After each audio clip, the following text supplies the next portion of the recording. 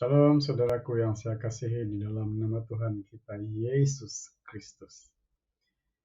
Kita teruskan renungan bersiri kita hari ini, dan kali ini kita coba membahas tentang ketuhanan Yesus.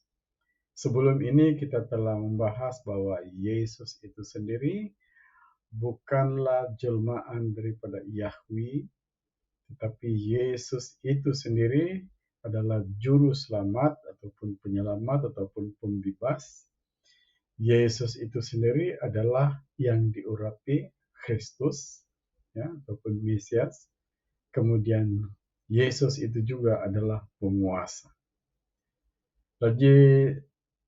Jadi sebelum itu kita coba lihat di dalam Lukas pasal 9 ayat 20. Ya, kita lihat dalam Lukas pasal 9 ayat 20. Ya, bunyinya begini. Menurut kamu, siapakah aku ini? Jawab Petrus, Mesias dari Allah. Inilah Injil Kristus. Jadi, saudara-saudariku sekalian, kita dapat melihat di situ bahwa murid-muridnya sendiri, salah satu daripada muridnya mengatakan seperti itu. Dia bukan sebenarnya, kalau kita baca keseluruhan pada petikan itu, sebenarnya yang bercakap itu, yang berkata-kata itu adalah Roh Kudus. Dan itu adalah suatu pengistiharan.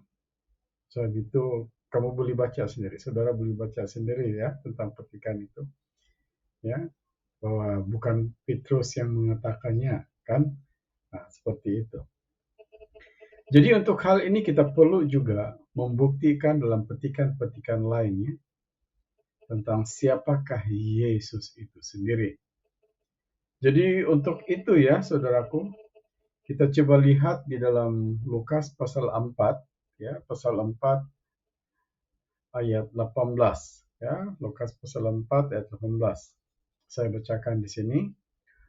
Roh Tuhan ada padaku, oleh sebab Ia telah mengurapi aku untuk menyampaikan kabar baik kepada orang-orang miskin, dan Ia telah mengutus aku. Ya. Nah, saya sambung kepada 19, untuk memberitakan pembebasan kepada orang-orang tawanan dan penglihatan bagi orang-orang buta, untuk membebaskan orang-orang yang tertindas, untuk memberitakan tahun rahmat Tuhan telah datang. Inilah Injil Kristus. Oke, saudaraku, kita sudah nampak di situ. Tapi saya tertarik satu perkataan, satu kata kunci di situ. Satu frasa, ya, satu ayat di situ yang mengatakan, Roh Tuhan ada padaku. Ya, jadi melalui petikan ini, melalui ayat ini, ya, kita coba melihat dalam-dalamnya ketuhanan Yesus di situ. Dan untuk melihat sedalam-dalamnya ketuhanan Tuhan Yesus, kita tidak sekadar melihat kepada terjemahan itu sendiri, tapi kita melihat kepada kata kunci di dalam bahasa aslinya. Sudah tentu kita akan membahas ya, perkataan Roh Tuhan. Dalam bahasa aslinya, roh itu disebut pneuma. Ya, roh itu disebut pneuma. Dan maksud pneuma itu sebenarnya adalah nafas. Ya. Nafas ataupun hembusan begitu. Nah, kalau dalam penjelasannya yang lain itu dikatakan seperti breeze, ya, hembusan. Ya. Tetapi sebenarnya bukanlah semata-mata nafas yang seperti yang keluar daripada hidung kita, ya, keluar masuk. Bukanlah seperti itu sebenarnya. Perkara ini memang sukar untuk dijelaskan kecuali saudara-saudari mengalami kehadiran Roh Kudus itu sendiri, ya. Jadi bagaimana Roh Kudus itu boleh hadir di dalam kita? Ini yang kita kena bahas, kita kena kongsikan bersama. Roh Kudus itu ataupun Roh Allah itu sendiri sebenarnya dia tidak terus datang kepada manusia. Kecuali kita mempunyai hubungan yang intim, sangat intim sekali dengan Yahweh itu sendiri. Tuhan Allah itu sendiri. So, bagaimana kita boleh mendapatkan hubungan yang intim itu? Cuma melalui doa dan penyembahan. Ya, penyembahan dan doa. Ya, daripada itu saudara, daripada doa ataupun penyembahan kita itu saudara, kita boleh merasakan hadirat Tuhan, hadirat Roh daripada Tuhan. Saya bersetuju dengan apa yang dikatakan oleh seorang gembala di Indonesia, yaitu Gembala Daud Tuni. Dia mengatakan bahwa roh itu seperti arus listrik. Bagi saya mau katakan di sini dia seperti gelombang listrik. Dia tidak kelihatan, tetapi kita boleh merasakannya.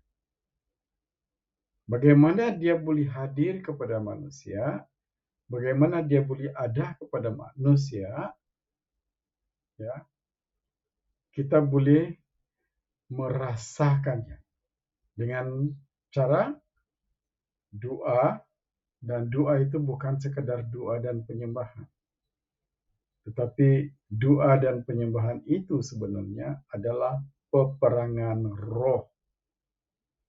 Ketika kita memulakan doa ataupun penyembahan kita, sudah pasti banyak sekali gangguan di dalam jiwa kita, di dalam akal budi pemikiran kita. Di dalam jiwa kita ini kita ada memori, ada memori, ya. Jadi kadang-kadang apabila kita berdoa menyembah, iblis itu akan menggunakan memori kita itu untuk mengingat perkara-perkara yang lain. Supaya kita lari daripada fokus kita kepada Yahweh itu sendiri. Nah, ini kita kena ingat betul-betul. Kita kena belajar sungguh-sungguh. Kalau kita betul-betul mau menyembah Allah Bapa di surga dan mengikuti kehidupan Yesus kita. Supaya kita juga roh Allah itu ada kepada kita. Jadi bagaimana cara kita mengatasi itu? Fokus. Kita fokus penyembahan kita terutama sekali kepada Yesus. Begitu pikiran-pikiran yang mengganggu kita itu, kita abaikan itu dan kita fokus kepada juru selamat kita Yesus Kristus. Itu yang pertama. Yang keduanya, ketika saudara berdoa, ketika saudara menyembah, pasti di dalam diri saudara itu ada perasaan yang malas, tidak ada semangat, sampai saudara menguap ketika mau berdoa. Nah, itu adalah juga serangan daripada iblis untuk menahan kita, ya, daripada sampai kepada hadirat Yahweh Elohim Allah Bapa kita di surga. Dan kita terus fokus. Kita fokus dan terus menyembah. Penyembahan kita itu, saya secara pribadi kongsikanlah ini. Saya selalu mengatakan di dalam nama Yesus ada kuasa. Di dalam nama Yesus ada kuasa. Dan saya percaya, kita yakini itu. Sebab firman Tuhan sudah mengatakan, apabila kita percaya tentang perkara itu, akan perlahan-lahan ada sesuatu yang akan masuk. Ya, ada sesuatu yang akan masuk dan pergi kepada dada kita. Apabila dia masuk, kadang-kadang kita tidak sadar, tetapi iblis, roh jahat yang coba menguasai jiwa kita itu, dia akan keluar. Kita boleh rasakan dia akan keluar. Dan dia bukan satu atau dua, kadang-kadang banyak. Dan kita terus menyembah. Dan akhirnya, roh Allah menguasai jiwa dan roh kita.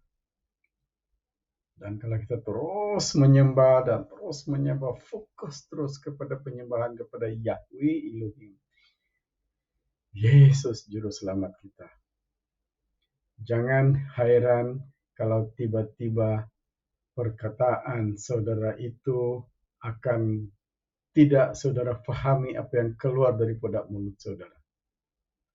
Itulah bahasa roh. Bahasa roh ini bukan dibuat-buat. Ya, bla bla bla bla bla bla bla bla bla bla bla bla bla. Tuhan Yesus ini tidak. Tapi hasil daripada penyembahan kita itu, roh daripada Yahweh itu sendiri akan menguasai seluruh pemikiran kita. Roh dan jiwa kita itu akan dikuasainya. Dan sementara kita menyembah itu, itulah bahasa daripada surga itu akan menerjemahkan apa yang kita pikirkan, apa yang ada di dalam jiwa kita untuk menyembah Yahweh itu sendiri. Dan itulah yang terjadi. Inilah sebenarnya, saudaraku, yang ada kepada Yesus. Itulah yang ada kepada Yesus. Roh Tuhan ada kepadaku, bukan sekadar nafas, tetapi aliran kuasa pneuma itu ya menguasai seluruh akal budi seseorang yang percaya. Itulah yang terjadi kepada Yesus sendiri. Ya. Jadi pneuma akan menguasai seseorang setelah menang dalam peperangan roh, yaitu dalam penyembahan dan doa itu sendiri. Ya. Bukan dia terus-terus datang begitu. Kalau ada orang yang berdoa minta maaf, ya minta maaf. Tapi kita bercakap ini, saya bercakap sesuai dengan pengalaman. Kalau terus orang berdoa dengan bahasa rohnya, saya khawatir itu adalah suatu kepalsuan. Ya. Kenapa dia berbahasa seperti itu? Sebab ada paksaan. Dan orang ada kadang-kadang pengajaran mengatakan kalau kamu tidak berbahasa roh, seperti itu kan. Nah, itu tidak betul. Ya. Jadi itulah. Masa mula doa itu kita kena fokus sepenuhnya, maka kita akan menang di dalam peperangan roh itu. Kepada saya secara pribadi ya, saudaraku.